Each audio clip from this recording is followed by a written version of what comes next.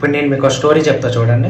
ఒక అబ్బాయి ఒక అమ్మాయి ఇద్దరు పెళ్లి చేసుకున్నారు. ఫస్ట్ నైట్ రోజు ఏంటంటే అబ్బాయి కలవడానికి రెడీ అయ్యాడు. అమ్మాయి చెప్పింది, నాకు పాస్ట్ లో ఇలా ఒక అబ్బాయి ఉన్నాడు, 10 years నుంచి నేను రిలేషన్ లో ఉన్నాను. మా అమ్మ మాట కాదనలేక నా లవ్ మ్యాటర్ నా ఫ్యామిలీ వాళ్ళకి చెప్పాను.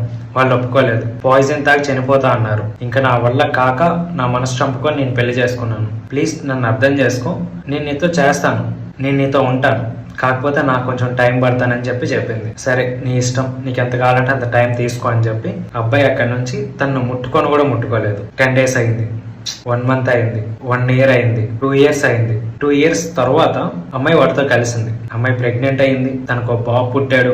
అమ్మాయి కూడా చాలా హ్యాపీ. మేబీ ఇలాంటి ఒక హస్బెండ్ నాకు దొరికాడు అంటే చాలా గ్రేట్ అని చెప్పి. సో మొత్తానికి ఫ్యామిలీ మొత్తం చాలా హ్యాపీగా ఉన్నారు. ఇదే స్టోరీని నేను వేరేలా చెప్తా చూడు. ఒక అమ్మాయి ఒక అబ్బాయి పెళ్లి చేసుకున్నారు. ఫస్ట్ నైట్ రోజు అబ్బాయి అడిగాడు, నాకు కావాలి అని చెప్పి. ప్లీజ్ నువ్వు నన్ను అర్థం చేసుకో, నా పాస్ట్ లో ఆల్రెడీ ఒక అబ్బాయి అన్నాడు, మా అమ్మ నాన్న కోసం మాత్రమే నేను పెళ్లి చేసుకున్నాను, ప్లీజ్ నాకు కొంచెం టైం కావాలి, నేను నీతోనే ఉంటాను, బట్ నన్ను అర్థం చేసుకో అని చెప్పాను. అది లేదు, నువ్వు ఏదైనా చేసుకో, నాకు ఇప్పుడు కావాలి, నువ్వు ఇస్తావా లేదా అని చెప్పి అబ్బాయి ఫోర్స్ చేశాడు. సరే ఇంక చేసేదేం లేక అమ్మాయి కూడా ఒప్పుకుంది. 1 month అయింది, 2 months అయింది, 3 months అయింది, 1 year. 1 year అయ్యేసరికి వాళ్ళ చేతిలో ఒక బాబు ఉన్నాడు.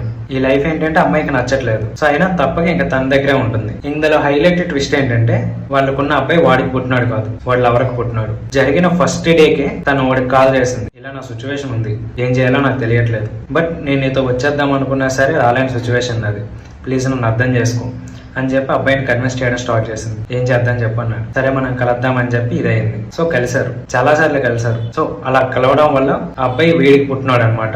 అంటే ఇదంతా సొల్లు అనుకుంటారు కదా, ఇందులో ఫస్ట్ ఇది స్క్రిప్టెడ్ ఒప్పుకుంటా, బట్ సెకండ్ ఇది మాత్రమే నిజం. అండ్ ఆ బేబీ వాడికే పుట్టిందని గ్యారంటీ ఏంటంటావా? బ్లడ్ టెస్ట్ అనమాట. సరే చెయ్యిద్దాం అవునా కాదా అని చెప్పి వీళ్ళిద్దరూ ప్రొసీడర్ చేయించారు. సో బేబీ వీడికి పుట్టిందని అర్థమైంది. సో ఇది బట్ నేను ఈ ముక్క నీకు ఎందుకు చెప్తున్నానంటే, ఈ జనరేషన్ లో నువ్వు పెళ్లి చేసుకోవాలంటే సిచ్యువేషన్ ఎలా ఉంటుందో తెలియదు. నీ దగ్గర డబ్బు ఉన్నా లేకపోయినా ఎఫెక్షన్, ప్రేమ అనేది ఒకటి ఏడవాలి. అవి కానీ నీ దగ్గర ఏడవలేదా, ఎక్స్ అయినా అవుతాడు, లేదా ఆ టైంలో ఎవడు దొరికితే వాడైనా అవుతాడు. ఇదైతే మాత్రం నిజం, ఇంకా గుర్తుపెట్టుకో.